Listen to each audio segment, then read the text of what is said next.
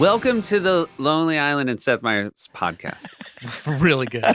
Can I just say something? Yeah. I'm very excited about this one. I ran so far. I have not been able to watch this in the last 10 years without getting choked up. And I actually believe there's a good chance I'll get choked up talking about it. Oh, my God. This is the season premiere. It is September 29th, 2007. The host is Lebron James, who is, anybody want to guess his age? At that time? Yeah. 23. 22 years old. I was just guessing jersey God, number. at 22, he seemed like such a full-grown man compared to us. Yeah. The other thing about how young he was, remember he had his whole crew with him. And those guys are all just sort of titans of showbiz and sports now. Maverick Carter. Mm-hmm. Yeah. Do you remember Maverick? Of course. Yeah, that guy blew up. Co-host of the shop. Rich Paul. Do you remember Rich Paul was there as just his buddy? And, you know, Rich Paul is now a massive titan of showbiz. Anyway, they were And dating Adele. there you go. Oh, That's yeah. what we were all hoping you were going to Hello, say. Dish right? that dirt, baby. From the song. No one knew about that until just now. I didn't. We do break a lot of news here. Here's a fun thing. Here are some other people who received MVP votes that year just to speak to the longevity of LeBron James. Steve Nash, Tim Duncan, Tracy McGrady, Kevin Garnett. A lot of these people are just fully in the Hall of Fame now. Do you remember, Keeve, that you were super excited when we sat down for opening pitch on Monday and you were like, oh my God, what's that BlackBerry that LeBron has? He has like a miniature version of a BlackBerry. And then he must have a new one. And then you're like, oh no, his hands are just bigger. Yeah. I can remember where on Lauren's floor I was sitting. God. I was right by his knees, and I was just staring right at it. Like, wow. You were super excited about it. If I was that gigantic, it would be such a fun pickup line with girls. Be like, you see the new tiny BlackBerry? You're like, wow. You're like, it's not. This is a full BlackBerry. For our younger listeners, a BlackBerry was a phone back in the day. And I believe, I'm going to go on record as saying, I think I might have been the last person to keep a BlackBerry. I loved a BlackBerry. Yeah. I believe strongly that it was a better phone. And there was a very good movie last year called BlackBerry. I like Yorm's optimism that we have younger listeners. Yeah, that's sweet. I did like about the BlackBerry that there was a pin. It felt like you had like a secret code for your friends. And I still have a lot of numbers that still have pins in them. Oh, yeah. It was kind of like a WhatsApp precursor, BlackBerry Messenger. Yeah. In the movie BlackBerry, it is really truly about the BlackBerry. There's a scene where Steve Jobs is talking about the iPhone, and the guy who invented the BlackBerry says, it's not going to work. People like keyboards. And that literally is what I thought when the iPhone launched. Yes. I'm like, oh, good luck. I still miss the QWERTY pad. Me and I Andy did too. kept ours. Yeah, we kept ours a long time. We didn't switch forever because we like that tactile QWERTY. You could text without looking at your phone really well. Yeah. Like you could just have it under a desk and send complete messages because you could feel it and you knew it. Although I've seen people with iPhones text without looking as well. Yeah, but it's such a leap of faith. Yeah. Like with a QWERTY pad, you know you're hitting the right buttons. QWERTY. It turned the whole social scene into a bunch of stenographers, you know? That was what happened to the social scene. Stenos, as the crossword would say. I will say, if we didn't have younger listeners, I do feel like everything we've said so far is going to bring them back in. Yeah. This episode is brought to you by BlackBerry. Steno, or as the kids call them, stenos. Seth, weird that you didn't respond whether or not you got Queen Bee clean this morning. I did not get it clean. Yes, but I did, though. Of course And that's you why did. it's interesting Of to course me you that you didn't clarify when I asked. Hey, LeBron James is a full delight. He was just a genuine, fantastic human being to spend time with. Yes. In 2007, it is amazing that he was at the beginning of a career that you couldn't have even conceived. Also, we didn't know at the time that he would like crush our souls by blocking Iguodala in Game 7 at the finals. Right? That's right. He would come after your beautiful Golden State Warriors. We're still cool with LeBron, even though he did that. He was just playing his best game, you know? Yeah, you know, I think it's the... And I think it's great that we all now know for sure that when the game is on the line and they're all on the court, they defer to Steph and he hits a bunch of rainbow threes and he's the best that ever did it. Well, The Bay Area wins again. Thanks, Bron. thanks, Bronny. He came around. Yeah. Keeve, back me up. Yeah, he's talking about the Olympics for our listeners that don't care about sports. What? Bunch of young sports nuts. Yeah, tuning into this. Bunch of teen sports fanatics. Seth, I'm so sorry I cut you off again, brother. I promise you I'm going to run out of energy in like 5 minutes. We have done some data diving on our listenership, and it's a lot of sports kids who love old tech. Oh, yeah, great. It might be right. We're going to get to Iran so far. There's a couple of things I want to talk about before we get there because I have a lot to say about Iran so far. There was a sketch, Read to Achieve. Do you remember Read to Achieve? Hader and Sudeikis and LeBron. I know you're going to be surprised, but no. Is it they're shooting a commercial and Sudeikis is being a boom guy? Yeah, it was also in the Julia Louis-Dreyfus show. Sudeikis is a boom guy who's... he was a boom guy in Julia Louis-Dreyfus. He's a prop guy here. It's his job to throw a basketball to LeBron James from off camera. And he keeps getting his cue wrong. And he gets really lippy with LeBron. Take time. Hey, what? Hey, man, that's a little early. Okay, cut. Jeff, you gotta wait for that cue, buddy. Yeah, sorry about that, Mike. My mind must be elsewhere. You know, I just bought a new sweater. Jeff, I get it. Just focus up on this one. Yeah, all I hear right? you, Mike. I guess I thought an NBA player would be a little quicker, that's all. I wasn't even looking. Yeah, whatever excuse works for you, man. It's not an excuse. Hey, look, dude. I played high school ball. Point guard, showing Mission West Vikings. Jeff, wrap it Very up. funny sketch. Two things I remember is one, Bill is the director and Sudeikis is the prop guy who is very frustrating to work with. And in both sketches, Jason at some point says, I got good ideas too. And that is a thing that Shoemaker and I still say to each other all the time.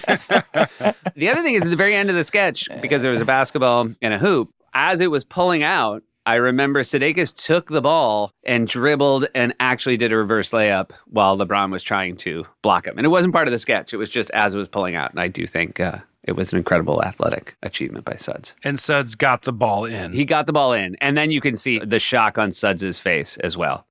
Yes. He's a little bit better at basketball than LeBron gave him credit for. Well, didn't he play like Division II or something? Yeah. And I think he waited like a cat, waited until his moment. Yes. There was a stretch of time years past this LeBron moment for Suds, but where did you ever come, Seth? Mm-hmm. Writers and casts, we would rent out this like school gym late at night once a week and go play basketball.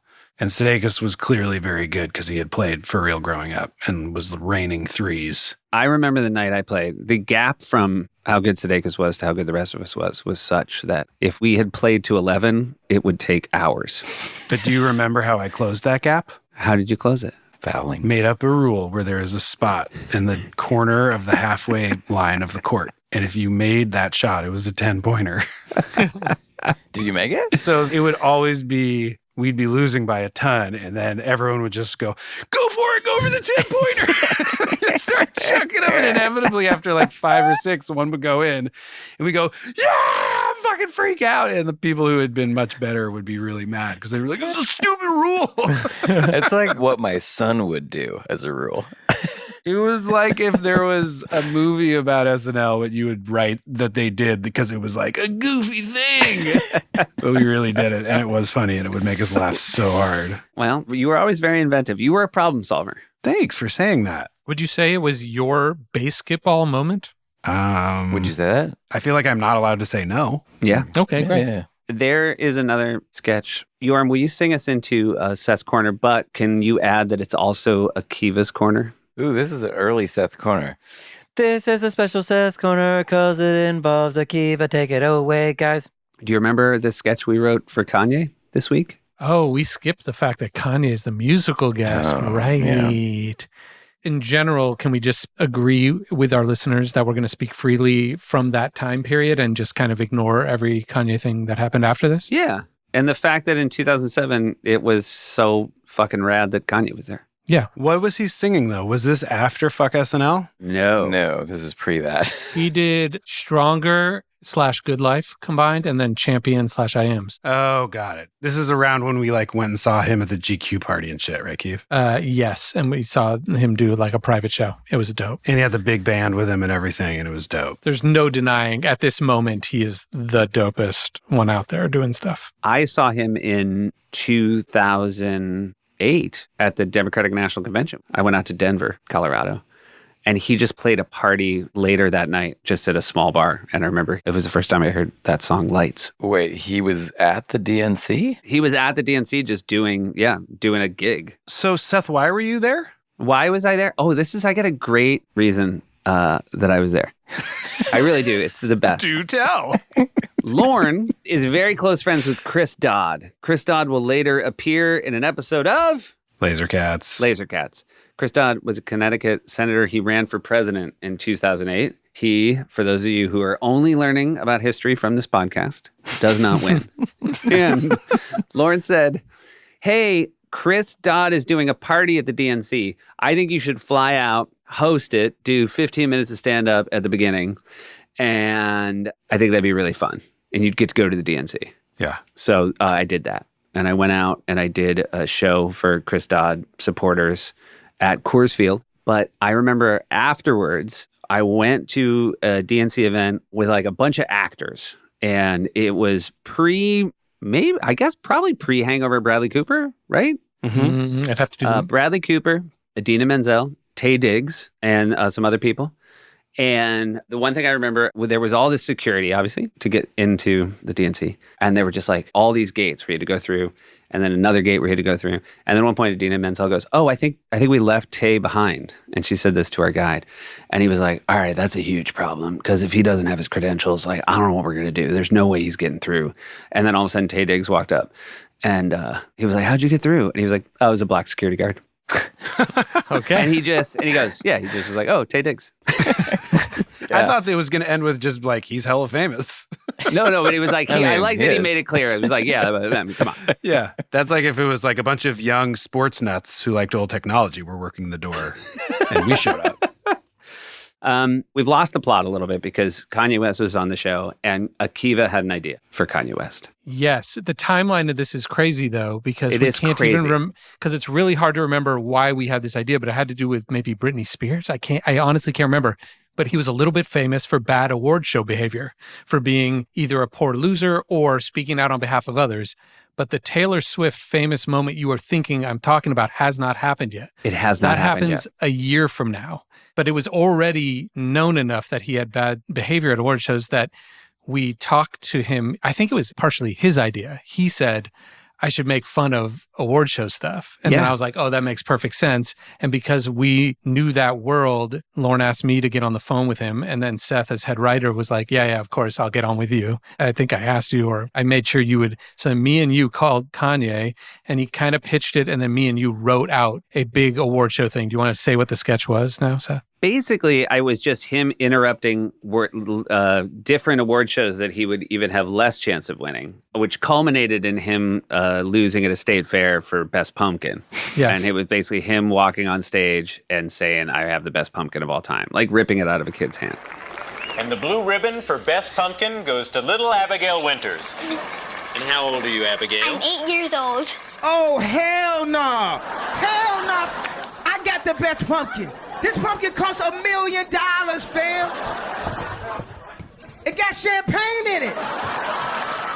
I'm gonna lose to an 8-year-old. You got a lot of years. You can win this. I've been doing this too long, fam. I've been doing this too long. And then, I'm getting ahead of us, Taylor Lautner, who was dating Taylor Swift at the time of that, correct? Yeah, it might have been at that show. I don't know. Because he then, when he hosted SNL, he karate kicked a cardboard cutout of Kanye West. And then that's why in Power, he says, fuck SNL and the whole cast. Fuck SNL and the whole cast. Yes, because they like essentially burned an effigy of him because it was just letting Taylor Lautner take revenge. Yeah. But yeah, I remember thinking at the VMAs live, oh, this is so funny, but he's kind of ripping off our bit. I wish he had called us to like help us work on this. Could have been better. Could have been funnier. And I was like, but it's really his bit. I like went through the whole process like, but it's really his bit because he's the one that called and said, I'd like to do something about that. We just cracked the code on what the actual sketch would be. And, that's fine. And then midway through, I was like, oh my God, wait, no, this is just happening. But it was so weird because he does like 6 times in the thing we did. And we shot it like over and over. So he had it down pat. Hold on. The reason that Kanye did the fuck SNL and the whole cast was because Taylor kicked I assume so. We hadn't, because when it happened, we went back and we're like, I don't feel like we've ever joked down Kanye. And then I think that was. Oh, wow. That's a way lamer reason than I thought it was going to be. I thought we had done some cutting Barb or something. I'm going to use that we're talking about Kanye as the segue into the short, if you would. That's about what I was going to do the same, because there was another phone call. Well, Adam Levine was in a really good Kanye song called Heard Him Say. And we knew Maroon 5, but hadn't thought much about him. And when he came on that Heard Him Say, we were like, damn, that's really cool. And that's why we thought to call Adam Levine for I Ran So Far. Correct. Jimmy and I were on stage when Beyonce invited Taylor back. You found it? I can see us in the shadows right off screen. Being like, this is crazy. Yeah. You guys had this idea way earlier in the week than normal. Yeah. By the way, Keeve, and then Kanye returned the favor by using the Aphex Twin sample on his album. Yes. Well, if we want to just round out the Kanye thing, I have a few others. So the second thing I would say that was interesting is while we're filming it, jumping ahead into the middle of the video, you see Andy in a very cool leather jacket with a scarf ensemble with a striped shirt. And Andy did look really cool, but we had gone to wardrobe being like, hey, make Andy dress like one of those guys who thinks he's really handsome and cool in a way that we are too self-conscious to ever dress like. So they put him in that ensemble. Then we're hanging out on 8 in the hallway, and we had been shooting all morning, but Andy had to come block something. So we're just, in the middle of wasting time before heading back out. And Andy's in that outfit. And Kanye, I remember really clearly, was hanging out in that same spot with us. Too. And basically he was like, damn, you're the only one here that knows how to dress. Give Andy a really nice compliment. Do you remember the whole full of it? No, go ahead. No, he went, yo, you look dope. Like something like that. Like that outfit is good. And I was like, oh, thanks. And he was like, but it's a joke. He like put it together in the moment like, oh, you're wearing it as a bit. He figured it out within 2 seconds of complimenting. Oh, that's so good. But he also knew like, hey, we were doing a song that week. Right, because we did ask if he wanted to do a verse. Not only did you ask him if he wanted to do a verse, this is one of my favorite phone calls that I was ever on at SNL. Oh my God, I don't remember. Go ahead. Well, you weren't on it. Mm-hmm. You had the idea early in the week. So Mahmoud Ahmadinejad had spoken at the UN, and it was big news, and I think it was early in the week.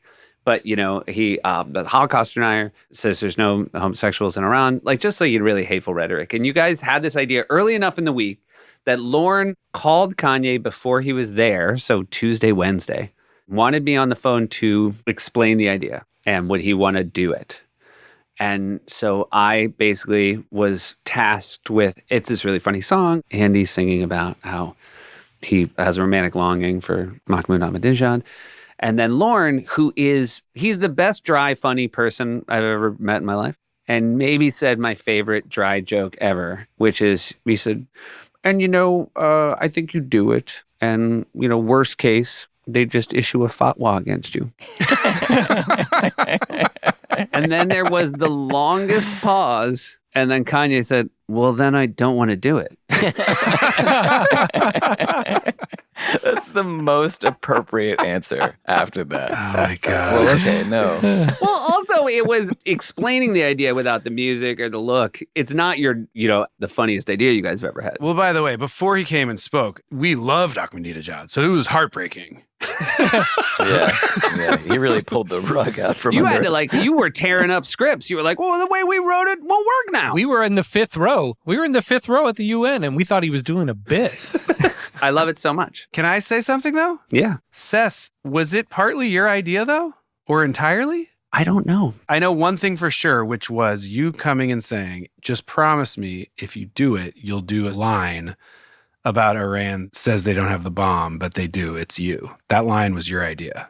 What a lovely thing to be told years later. You have no memory of that? I have no memory of that. It's the last line of the song. Yeah. No, I have other lines I like more than that one. I didn't say best. I said last. That's a good line. All right, Seth, finish your thought, though. Get back to the blame game, because that was the thing to round out the Kanye story. What do you mean the blame game? Well, he said no to being on the song. And then, by the way, after it aired on stage after, he was very nice during Goodnights and was like, that was really good. I'm still glad I didn't do it, though. And then... Honestly, it's why we loved that guy at that time. He's fantastic. I love that statement. That is so great. Oh, we thought it was so funny. And then a couple of years later, right, he put out his most liked album, arguably, and sampled it on Blame Game, sampled Aphex Yeah, Twin. Blame Game is the exact same basic beat of I Ran So Far. I felt very proud of that because I made that beat, and granted, it's a very simple beat that's mostly just using a sample, but I was like, oh, I think I influenced Kanye. I should say you But also... by the way, sorry. No, go ahead. We have a whole other wing of this to talk about, which is that we didn't clear the sample. That's where I was going. We were together. Yeah. I love that right as Yorma is saying, I'm so proud of It myself. was a very newsworthy short. Well, I wasn't proud of this part. Yeah, Aphex Twin, who was super cool, Yeah. was like, no one contacted me, right? Yeah, we did not contact because they hadn't been doing anything with the shorts, really. Like, this was the first digital short that then NBC tried to sell on iTunes. And then the moment we saw that, I was like, oh no, you can't, we didn't clear that sample. And to be fair, I talked to our friend Brian Burton, Danger Mouse, before, who had made stuff on the same label as Aphex. And I shouldn't have listened to Brian, because one of the main things he was famous for at the time was stealing samples from the Beatles and just using them on an album. And he was like, it's fine. It doesn't matter. You're like, just do it. It won't matter. And then it very much mattered, and it became a huge thing. And NBC came back to us and was like, wait a minute, that's a sample? And I was like, oh, yeah, sorry. And then, but I did try to track him down earlier, though. Like, I tried to get his number. I emailed with him, and he was cool. He was just hard to find. But we did contact him, and he was very nice about it. But then it cost NBC, I think, $160,000. Oh, we damn. can talk about numbers on the show, right? Well, I think, and it's still not easy to find online, and that's the reason, right? That is the reason, which is a bummer. Yeah, they cleared it. Basically, it was different buckets for online versus televised replays. Support comes from Shopify.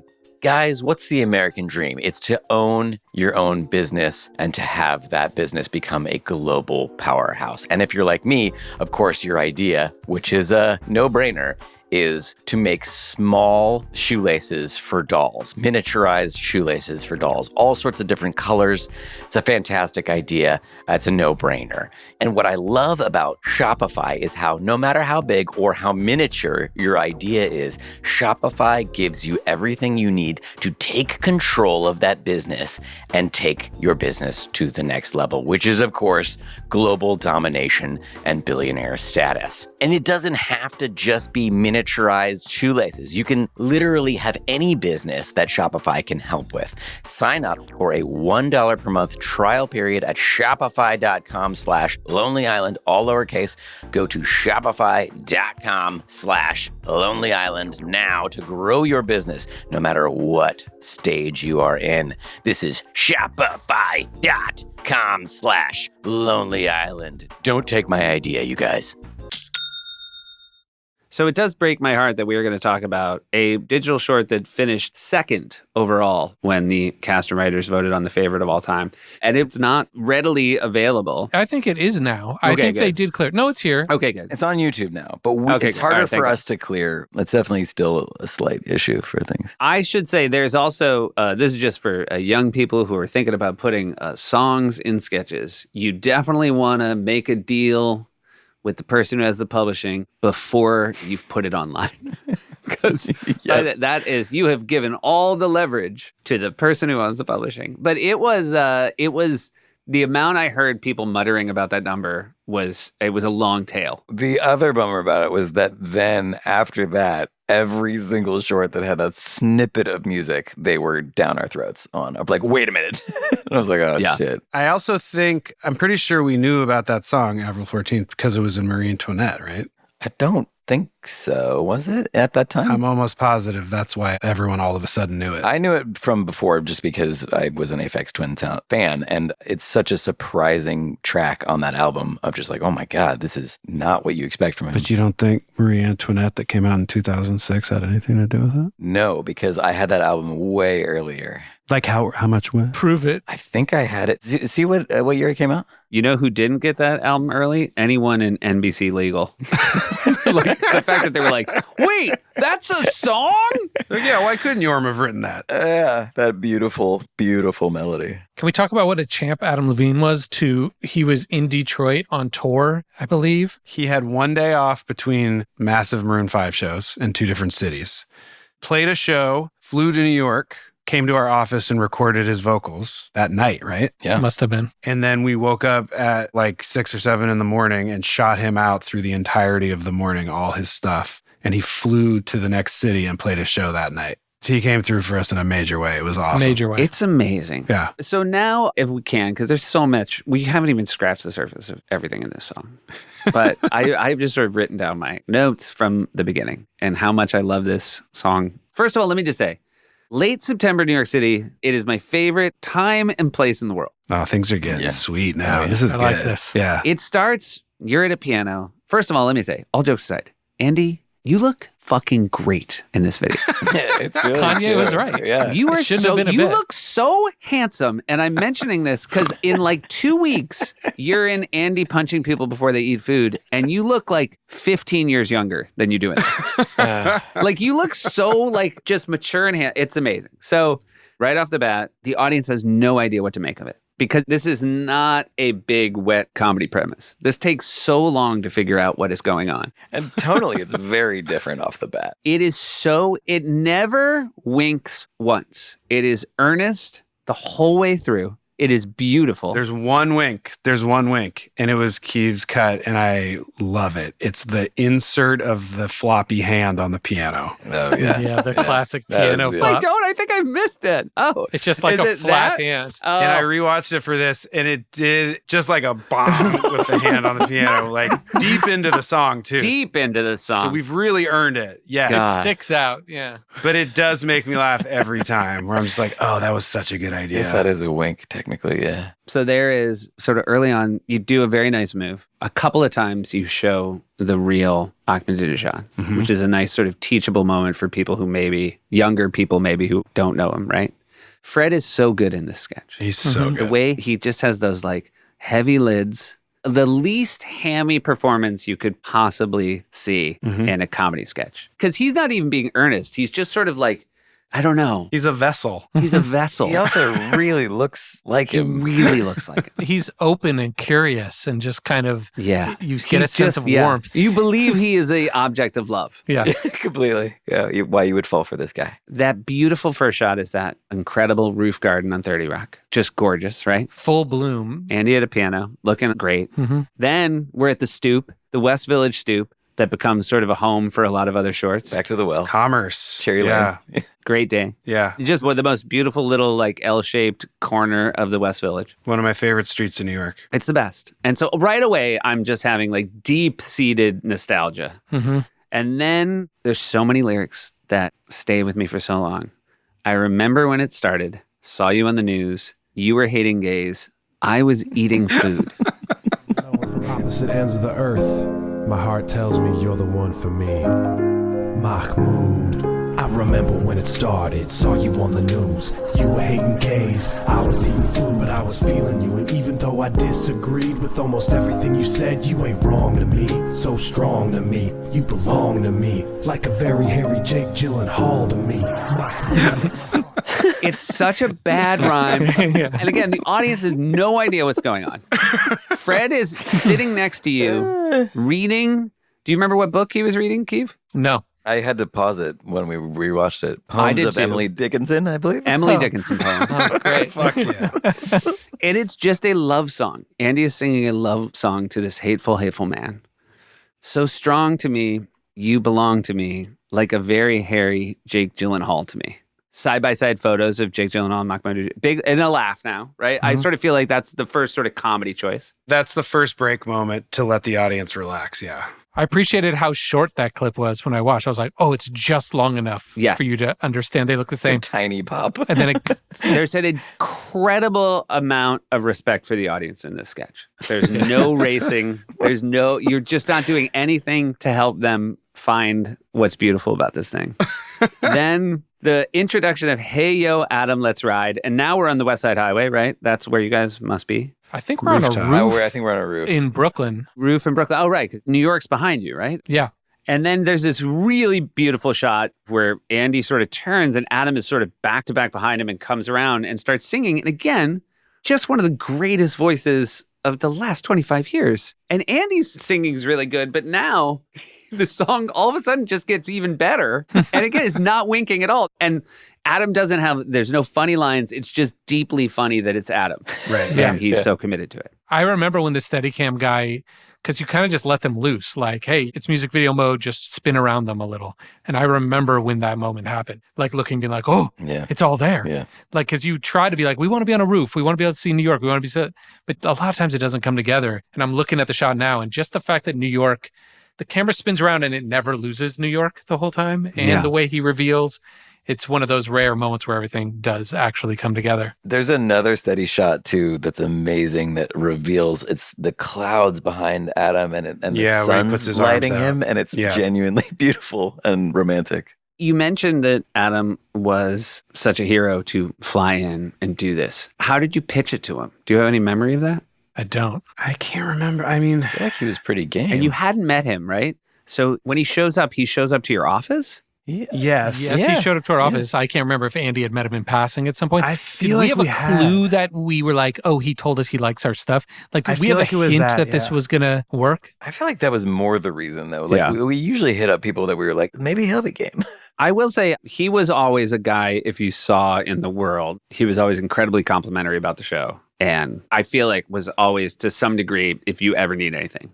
So I wouldn't be surprised. And then he continued to do that for us forever, for Popstar. Yeah, we made the song YOLO, and he was in Popstar on I'm So Humble. I also want to say something, which is a real credit to somebody like Adam. I feel like he obviously loves comedy. And sometimes the funniest thing he can do is exactly what he would do on a good song. Mm-hmm. And he understands that's the funny move. As opposed to sometimes people are like, I want to really ham it up. I feel like that's true of all of the really talented singers we've worked with. They understand the game. I mean, the ones that have really worked well, it's that where they're like, the better this sounds, the funnier it'll be, which has always been our MO. Right. So again, the audience is very excited to see Adam. And now I would, again, you were hating gays, I was eating food. It's just terrible. But he ran for the president of Iran. We ran together to a tropical island. Yeah. That's like fun now. That's like good. That's got to be an Andy. Yeah, that's really good. Yeah. That whole run was one thing. Rhymes within rhymes. It keeps going too. Yes, there's more to that. Together to a tropical island, my man Mahmoud is known for wildin', smiling. If he can still do it, then I can. They call you Weasel, they say your methods are medieval. You could play the Jews, I could be your Jim Caviezel. Then it cuts to maybe, not quite because my favorite's coming, but my favorite, it's the same thing. Andy on a bus or something. What is he on? A flatbed truck? Flatbed truck. Yeah. Andy's on a flatbed truck playing piano. Like Vanessa Carlton, I believe. Yes. And there's now a shot of you going over a bridge. And there's a laugh that I think can only be described as they're laughing at the audacity. Yeah. They can't believe what you have done. But it makes me, like, the joy I feel now at that release of the audience realizing who you guys were and what you were willing to do and how great it looked. It's late in the video, and it's also pretty respectfully a very short shot. Like that, you're just like, wow, they're there too. Okay. Like, also, a quick note from Kevin: Maroon 5 had been the musical guest the previous season finale with Zach Braff, so they were actually on the last episode. So I'm sure at that point, that's the big. And you know what? We probably all hung out. Yeah. I'm having a memory now, and him being like, "Yo, hit me up." Yeah. To your point about it looking good and the audacity, this is kind of the first one where we've even attempted that, I guess. I was about to say the same thing. I hadn't really thought about that when I was watching it, but now where we went, hey, let's try to make this look amazing. And we hadn't gone to outside DPs yet. That switched at Jizz in My Pants when we had the record label. But we did get a Steadicam. Maybe we hadn't done that before.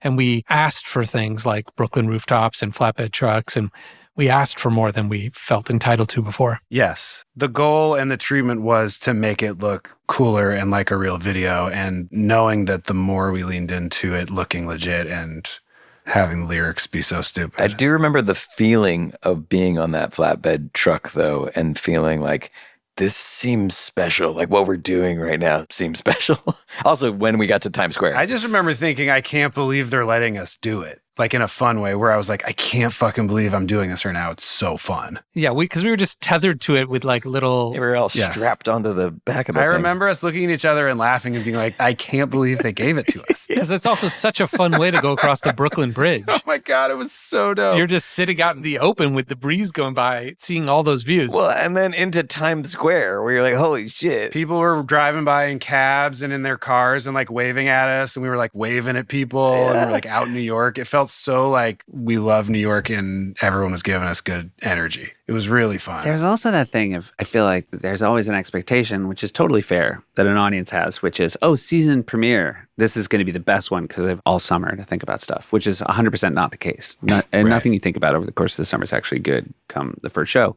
But this felt like because you'd never done anything like it before. It felt like what should be logically in a season premiere. Well, you know what else it was? Twofold. One, it was we were finally free of Hot Rod. Yes. Right. Just schedule-wise Yeah. and emotionally and mentally. And I love Hot Rod. I'm not saying like we were imprisoned by it or something. I think but everyone will understand it by everything we've said up till now. No, but it had a huge summer. It was a massive blockbuster. We were coming in, riding high. Yes, but to what Yorm is saying, but the opposite, it was also, we were like, we want to make a good one. Yeah. And we had singular focus. We were not spread too thin. And I will also say, and it's the beauty of SNL, and it's a thing Lauren says a lot about a career, he'll always be like, it's good to have a home, no matter what you do with your career. Yeah. Having SNL as our home, even though the movie didn't perform well, we came back and then first show we did that.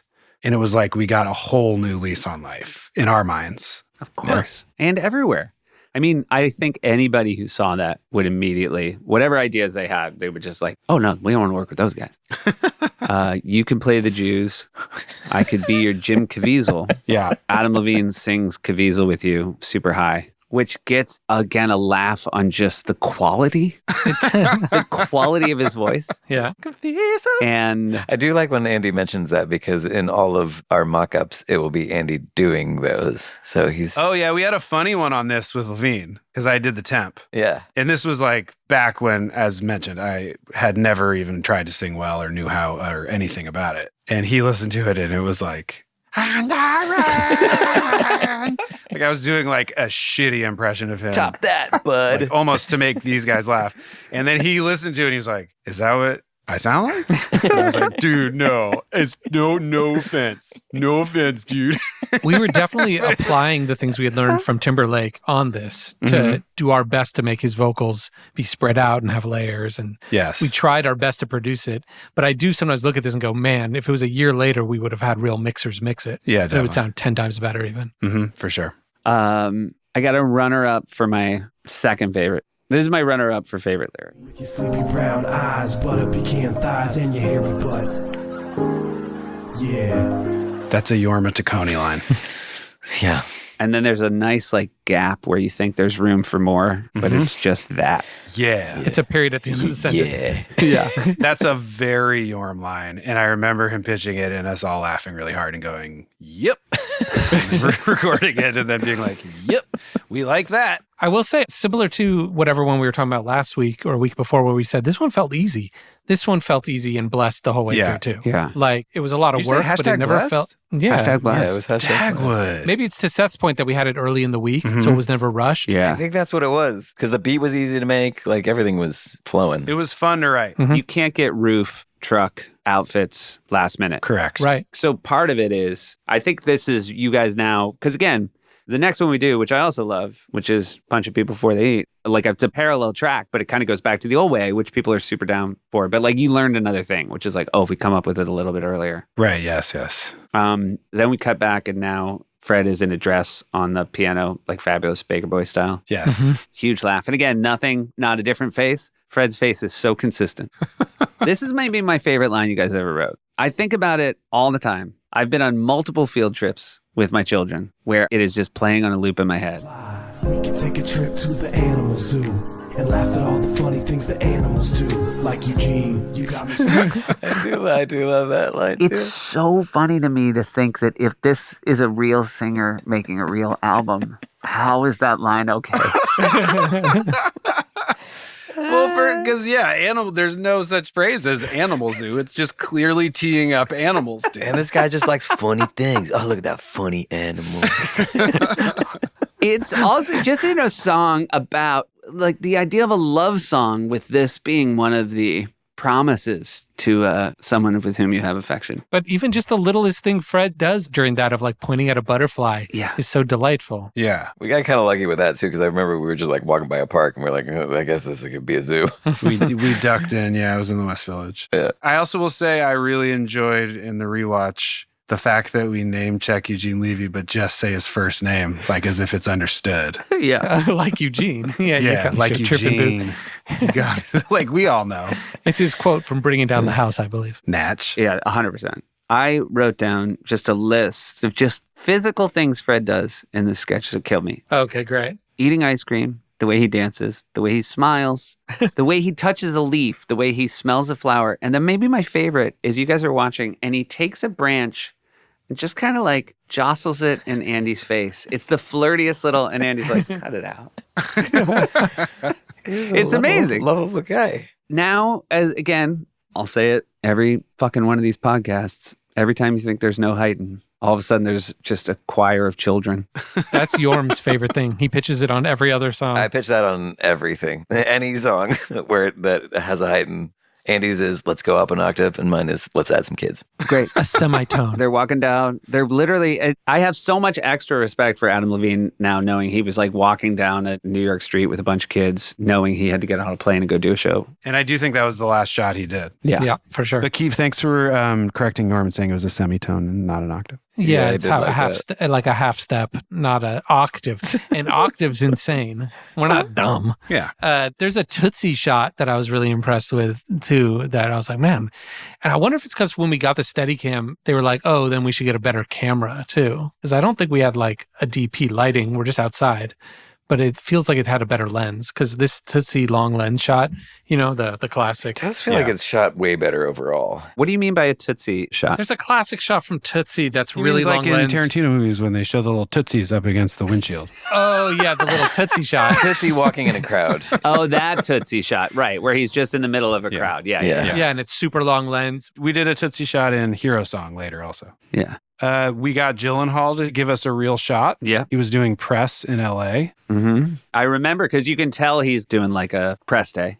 That came in late. I remember you guys saying it came in late, the Gyllenhaal. I want to say we shared a publicist at the time. Yeah, Carrie Bilek. hooked it up. We texted her being like, is there any way? She's like, oh my God, we're in a room with cameras. I bet we can grab that. Yeah. Like, what should he do? And we're like, oh, just like look at the lens and mess with his beard. And he just sent the perfect little snip. Couldn't have done it better. Because he does it, he messes with the beard and then does more. He does like he flashes like a finger sign. He throws up some deuces. And again, you don't overstay your welcome. You guys are not asking for applause. Promoting Rendition is my guest. Rendition came out 2 weeks later, the film. Yeah. And by the way, I mean, we've done Laser Cats together with Jellyfish, so it's all love. He was on board. Yeah. He got what we were about. He was like, oh yeah, more of this. Look, he'd done Laser Cats. Maroon 5 had been on the dog show. The sketch dog show? No, the Braff show where you made out with the dog. Oh, the one we're all trying to forget. But everybody calls it now. That was the dog show. But I was going to say, because you remember the sketch dog show. Yeah, I did. Yeah. Which was very fun. All right, I'll just say it. I'll try not to get emotional. My favorite shot in the history of SNL is you in Times Square saying, I know you say there are no gays in Iran, but you're in New York now, baby. And the whole audience applauds. It's like literally my favorite moment in the history of the show. Yeah. Every time, even you saying it, the hairs on the back of my neck go up because I do remember feeling genuinely proud that, because we never said anything in any of our shorts ever. Like they weren't ever about anything. Also, and I realize why it hits me the way it hits me, is it was the moment I knew something. You know what I knew? What's that? It was Ann Golden era. Yeah. Oh, you slow There it is. I love it. It fucking never doesn't get me. And the thing I was thinking about today, what's so wonderful about it, because there's not a patina of meanness in the entire thing, because it never winks. It just sort of is this beautiful song to this man. And if he'd ever seen it, that regressive-minded, dead-eyed motherfucker would have been like, what? Like, I just think about somebody showing it to him and him being so fucking confused as to what it was. Because if it had just been an attack, he would have been like, oh, the Western media, But this, I feel like he couldn't even respond. He would just... On that same tip, I remember I was listening to a podcast years later that was about kids who were alternatively minded kids in Iran who were... Iran, I'll pronounce it correctly, who were talking about how Western videos occasionally would make them feel really empowered when they would be making fun of leaders. And they mentioned that video meaning a lot to them. And I remember just being like, oh my God, it got to people. It really made me proud. I was very excited about that. Yeah, I also think tonally it had to be that for us to be the ones doing it, because we're not super like, yeah, we don't know the ins and outs of any of that shit. We were just like, that dude's a homophobe. Fuck him. Let's just do this beautiful song. And it was right because you didn't have to know much. You were just like, this guy's saying homophobic shit. This guy's saying anti-Semitic shit. And we don't have to like dig down. We just have to like, it was like watching somebody very slowly stab a person. But I guess also, Seth, what I'm saying is like, before you give us too much credit, I wouldn't have known how to do any other version, is what I'm saying. Like, yes, we didn't know heads or tails of it other than it was a big news story that week and he was saying horrible things. 100%. I would just say that for me, it was just the joy of having you guys around because then you would do a thing. It may be true that you couldn't have done it any other way, but certainly nobody who ever worked there before you would have done it that way. So fair enough. Yeah. Keith? I was just looking at YouTube, and my favorite comment was, now I've lost it, but basically, I can't wait for the podcast to cover this one. Oh, there you go. We've come full circle. Well, here you are. Shoemaker told me a story today that I didn't remember. Also, Shoemaker had worked at Fallon when we were voting for the best short ever, and he is very upset because he claims if he was there, this would have won. He really does feel like this is the best of all time. Well, by the way, Seth, what did you vote for? Because all three of us, I remember I didn't vote in every round, but all three of us voted in this round, and all three of us voted for I Ran So Far. I also voted for I Ran So Far. All right. Also, Shoemaker said in front of me and Polar, this song always makes me really emotional. And Polar's like, what? What's wrong with you? And then she walked away, and I said to him, it makes me really emotional too. And he goes, why didn't you say anything in front of Polar? I was like, I don't know, man. Because I want her to respect me. She's pretty funny. Can I ask a question, Seth? Yeah. Are you drinking like a Manhattan? I'm drinking a Negroni. Yeah. Are you at your office right Nice now? one. I am. We've just finished the show, and I was like, You finished know what? taping and you get a little Negroni. You're also Okay, lit Negroni. wonderfully, Seth. Oh, thanks. Are you in stage makeup? I think I took my stage makeup off, but thank you for calling it. Oh, well, you look great. I also think, Seth, your sense of humor is just lit. Thanks, buddy. Oh, yeah. That's a great way to put it. I'm glad it's available to watch because I was looking forward to this episode. We're coming to the end of it, but you and Fred are so great. The music's so great. You know, obviously, we did have to let a lot of staff go based on the money Jorm paid for the song. Sorry. A lot of them had families, and that's, you know, not the best part of this story. But Yeah. No, I apologize. But Wait, but can we talk a little bit? Jorm, you had direct contact with Aphex Twin. yeah, Can you just talk about how it went down a little bit? He was super cool about it. I want to make that clear. he was 100% super cool. It was just that the conversation just needed to have happened earlier. Before it aired. Yeah. Yeah, because Yeah. it was really happening after the fact. I think it also, you could chalk it up to like growing pains for us Yeah. of not understanding how much of a platform we even really had. I also just didn't expect them to sell shorts. Like they were selling this one on iTunes, and I was like, oh, whoa. I didn't know that was a possibility. also, let me just say the most important thing. Fucking worth every penny. Yeah. FYI. Yeah. And so I know because at the time, everybody was made to feel bad Yeah. about how much it cost. I feel like it almost took like 6 months before it shook out where you could talk about having liked it without somebody being like, oh, well, tell that to the accountants. Yeah. Right. That's true. I like especially thinking about all of them being mad at Jorm specifically. Yeah. I learned my lesson. Yeah. They liked having a face to it. Yeah. They liked putting your name. Wait, so Jorm, you're not going to say like a single word about the fact that you were like on the phone with Aphex Twin? No, I mean, no, he was great. It was just, I felt more impressed that I could even have tracked him down because everyone was like, oh, he's like a genius is out in the woods and it's like really hard to get to him. And so it took like a bunch of finagling. Can we talk about Forte's sketch, the talk show that Lyle Kane talk show. Yeah, Lyle Kane. I don't remember much about Lyle Kane except it was basically who he played in the prom sketch we talked about in the Zach Braff show. But you know what? Hi Dare, right? Yeah, hi there. Hi Dare. Hi there. Hi there. Yes, that is my chair. Sorry. Okay, yeah, so you sit here and I will remain at the chair in which I started the show, in this chair right here, and you should have known that.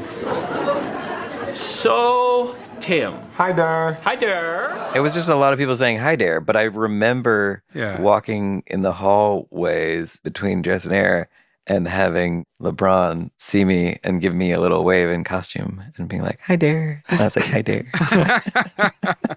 There was also, I don't know if it went to air, but Polar had a character named Lois Ernenpooch. Do you remember Lois Ernenpooch? I don't. She was a motivational speaker. And the two things I remember about Lois Ernenpooch, she wrote it with Paula. She sort of had a Chicago accent. And it was about self-sabotage. She kept talking about don't self-sabotage. And she said she once went to a Oprah book signing. And this was her story of self-sabotage. Oprah Winfrey was going down, shaking people's hands, and she tried to high five Oprah, and an open hand slapped her in the face. I do remember that. But the other thing I will never forget is at some point, so her guest on her talk show is LeBron James, and she says, LeBron, you got to use your LeBrains. You got to use your LeBrains. Use your LeBrains. That was another line of another very sticky line from this episode. Yep.